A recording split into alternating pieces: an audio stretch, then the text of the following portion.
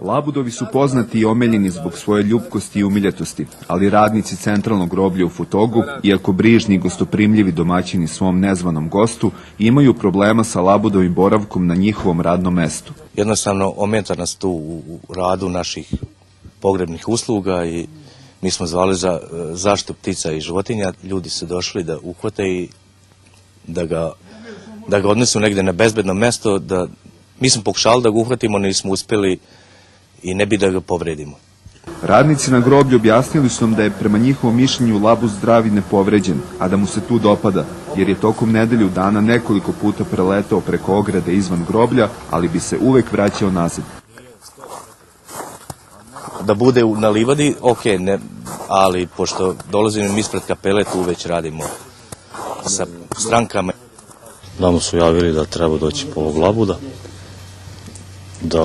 da ga dislociramo odavde, pa ćemo vidjeti da li je povređen. Ako je povređen, ide znači u Palić, pošto sa njima imamo ugovor o zbrinjavanju retkih vrsta ptica. Ukoliko je zdrav, pustit ćemo ga na Dunav. Složnom akcijom radnika groblja i pokrajinskog zavoda labud je uhvaćen, a posle stručne procene da je dobro, odlučeno je da bude odnet na obližnju plažu kod skele u Futogu, gde se labudovi i inače okupljaju.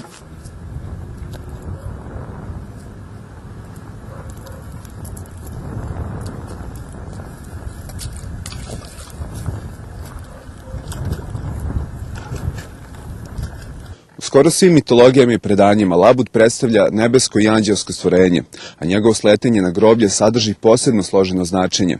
Ali iako smo mi obični građani, a ne mistici, smatramo da je važno obnoviti prekinuti poredak i vratiti ga u njegovo prirodno okruženje.